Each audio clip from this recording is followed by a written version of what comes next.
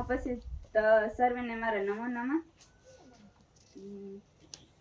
યા નિરૂપાધિકા શક્તિ પ્રત્યક્ષમ નાપિહા ગૃહાતિ નિયત હિ નિત્યાઈવા કલ્પિતા ભાસતમ રતિ.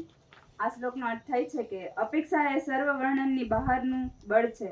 તેને સીધું પકડી શકાતું નથી. તે ખરેખર વ્યક્તિના પોતાના સ્વભાવનો એક સહજ ભાગ છે અને તે જ લાગણીઓ ઉત્પન્ન કરે છે. સાચું કહું ને તો મને જ લાગતો મને ટોપિક આવ્યો છે. પેલા તો સુખ દુઃખ વિશેની થોડીક ટૂંકમાં વાત કહું તો મને લગતી સુખની વ્યાખ્યા હું તમને રજૂ કરું તો મને જોઈતી વસ્તુની પ્રાપ્તિ મને થઈ જાય તો એ સુખ છે અને જો એ વસ્તુની પ્રાપ્તિ ના થાય તો એ દુઃખ છે. હવે સંબંધોના સુખ દુઃખ વિશે વાત કહું તો પહેલા તો પ્રશ્ન એ થાય કે સંબંધો દ્વારા કઈ રીતે દુઃખ ઉત્પન્ન થાય.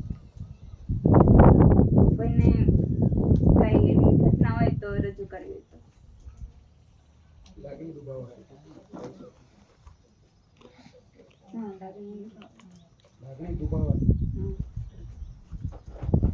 એવો કયો ગુણ છે કે તમે ઈ રજૂ કરો તો એમાંથી સંબંધોમાં દુઃખ ઉત્પન્ન થાય? હું એવું બોલ્યો કે હું ફ્રી માઇન્ડથી બોલી શકું છું, ભાવેશભાઈ નથી બોલી શકતા, તો આનાથી પણ દુઃખ ભાવેશભાઈને દુઃખ થઈ શકે. મારી ઔપચારિકતાથી બોલવાનું હતું, હું કે બોલ્યો તો હું ખુલ્લેથી બોલું છું ને ભાવેશભાઈ નથી બોલતા, તો ભાવેશભાઈને જે મારા શબ્દો સાંભળ્યા પછી એની જે વિચાર્યું અને એની જે અંદર મનોમંથન કર્યું એના ઉપરથી એ દુઃખી થઈ શકે. વિજયભાઈ મારું નામ લીધું છે, મારા મિત્ર છે, તો બોલું જ છું. એટલે ટૂંકમાં સારો એવો નીકળો કે વાણી વર્તન જેમ જેમ સંબંધો કેળવાતા જાય તેમ તેમ પરસ્પરના વાણી વર્તનને એકમેક તરફની પુષ્ટિ મળતી જાય. અતિ પરિચિત અવજ્ઞાનનું મૂળ છે એ ન્યાય ક્યારેક એકબીજાની અવગણના પણ થઈ જાય તે વખતે ઊંડો આઘાત લાગે. આ આઘાતના મૂળ તપાસીએ તો ખબર પડે કે એના મૂળ સામેવાળાએ આપણી જે અવગણના કરી તેમાં નહીં પરંતુ સદૈવ આદર મેળવવાની આપણી પોતાની અપેક્ષામાં રહેલી છે. આપણી એક અપેક્ષા રહેલી છે કે બધા માણસો બધા મને જ ખાલી આદર આપવા જોઈએ, ના મારા અવગુણ મને બધાની સામે કહેવા જોઈએ. કે હું મારા અવગુણને સાંભળવા નથી માંગતી કે કોઈ મારા અવગુણ મને સામેથી કહે, પણ સદૈવ હંમેશા ને હંમેશા માટે મને આદર બધાની તરફથી મળતો રહેવો જોઈએ. કોઈ પણ સંબંધનું એક પાયાનું તત્વ છે પરસ્પરની કેટલીક વણ કહેલી વણ લખેલી સાહસિક અપેક્ષાઓ. આ અપેક્ષાઓ જ્યાં સુધી એકમેક દ્વારા સંતોષાય કરે ત્યાં સુધી તો કોઈ પ્રશ્ન ઉપસ્થિત નથી થતો. એ કહેવા એમ માંગે છે કે ક્યારેક એકાબીજાને કહેવાથી કે લખેથી કે સાહસિકની અપેક્ષાઓ દ્વારા જો એકાબીજાથી આપણને એ પ્રાપ્ત થતું હોય તો એમાંથી દુઃખ ઉત્પન્ન થતું નથી. કારણ કે એક વ્યક્તિ બીજી વ્યક્તિને પોતાની જે કંઈ પણ એને જોતું કરતું હોય કે એને મદદની જરૂર હોય તો એની દ્વારા પૂર્ણ કરે છે. પણ જો એ પૂર્ણ ના કરે તો એમાંથી એને દુઃખ ઉત્પન્ન થાય છે.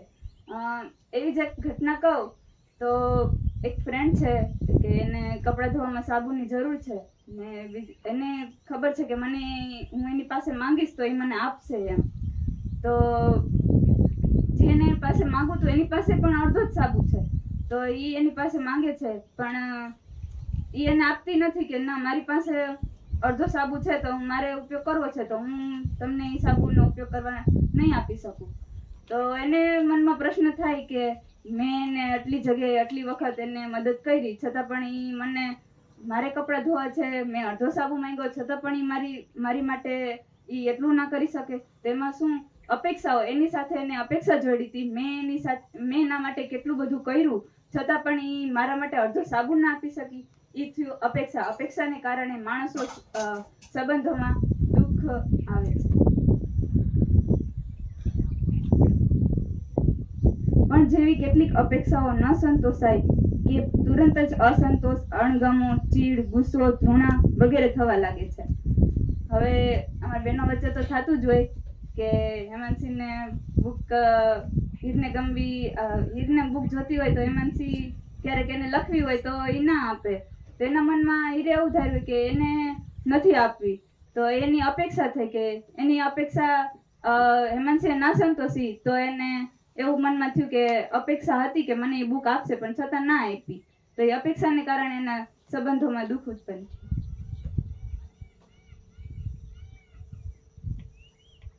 વધુમાં આ તમામ ઉર્મિઓ માટે આપણે સંબંધિત વ્યક્તિને જ જવાબદાર ગણીએ છીએ.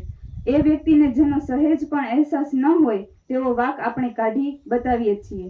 હવે એની અપેક્ષાઓ ખવાવા લાગે છે અને એ પણ દુઃખી થઈ જાય છે. આમ દુઃખ ચક્ર ચાલવા લાગે છે.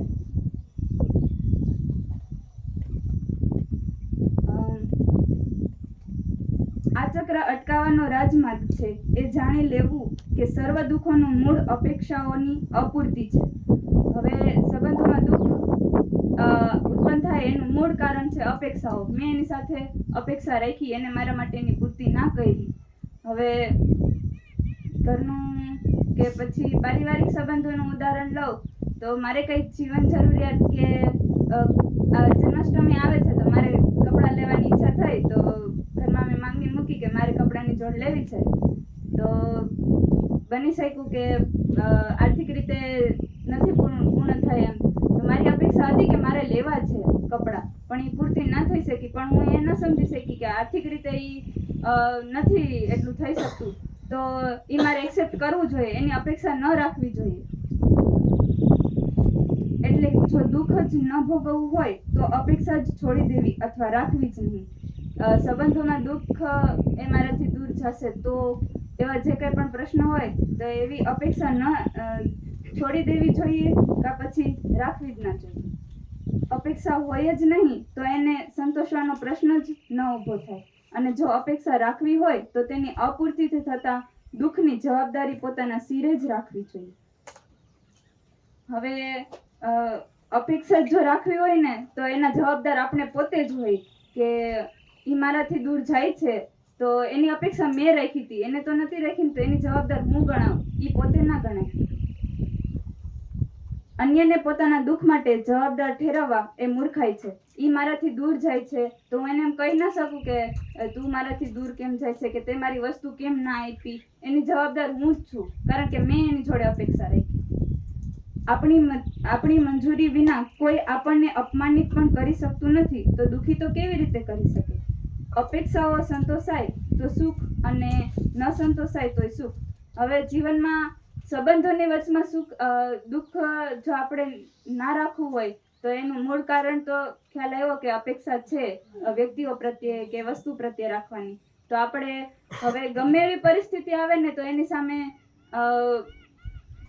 અપેક્ષા વિના જો એ મને પ્રાપ્ત થાય તોય ભલે અને ના થાય તોય ભલે, થશે તો પણ મને સુખ મળશે અને ન થાય તો પણ સુખ બનશે, એ આપણો જીવન મંત્ર બની જવો જોઈએ. તેના કારણે જ આપણને સંબંધોના સુખ દુઃખમાં આપણે ભાગીદાર બની શકશું. આપણું સુખ આપણા પોતા પર જ નિર્ભર રહે છે, અન્ય કોઈની ઉપર નહીં. દુઃખ એ મનસ્થિતિ છે. આપણું સુખ એ આપણે જ ગોતી શકીએ, ના બીજા કોઈ. ઈ મને નથી આપતી કઈ વસ્તુ તો એનું સુખ મારે લેવું જોઈએ. એની સાથે અપેક્ષાઓ છોડી દેવાથી દુઃખ અદ્રશ્ય થઈ જાય છે. જો હું એની સાથે અપેક્ષા જ છોડી દઈશ કે એને મને કેમ ના આપ્યું, એવા પ્રશ્ન જે થતા હોય એ હું અપેક્ષા જ એની સાથેથી છોડી દઈશ તો મને જે મારું દુઃખ હતું એ જ નાશ પામશે. એમાંથી મુક્ત થઈ જ શકાય છે. દુઃખના મૂળ તપાસી એમાંથી જે અપેક્ષાઓ પૂર્ણ નથી થઈ તે અપેક્ષાઓ છોડી દેવાથી દુઃખ અદ્રશ્ય થઈ જાય છે. હવે હું મારી સાથે આને સંબંધીને કહું તો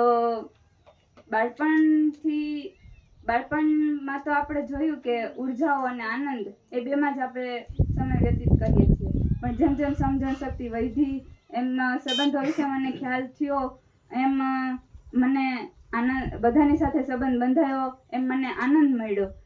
સાથોસાથ મેં તમારા વિશે અપેક્ષાઓ રાખવાનું શરૂ કર્યું. જ્યારે મારી અપેક્ષાઓ સંતોષાય ત્યારે મને દુઃખ તે સંબંધ પ્રત્યેની મને ખુશી મળી. ત્યારે એ સંબંધ મને ગમવા લાગ્યો. પરંતુ જ્યારે મારી અપેક્ષાઓએ ના સંતોષાય ત્યારે એમના પ્રત્યેનો અણગમો મને થવા લાગ્યો. તમારી હાજરી મને ખૂંચવા લાગી. તમારા પ્રત્યે મને ચીડ, ગુસ્સો, ધૂણા થવા લાગી અને મેં તમારો વાંક કાઢવાનું શરૂ કર્યું કે એને મારી અપેક્ષાઓ ના પૂર્ણ કરી. મારી તકલીફો માટે મેં તમારો વાંક કાઢ્યો. મારી પીડા માટે મેં તમને જવાબદાર ગણ્યા. અપેક્ષાઓ મેં રાખી પણ જવાબદાર તમે. પણ હવે સમજી કે સુખ અને દુઃખના મૂળ અપેક્ષામાં છે. હવે હું મને થતી અપેક્ષાઓ વિશે જાગૃત રહીશ. હવે હું ખોટી અપેક્ષાઓ નહીં રાખું. એટલે મૂળ કારણ સંબંધોનું સુખ દુઃખનું કારણ એક જ છે, અપેક્ષાઓ. ધન્યવાદ.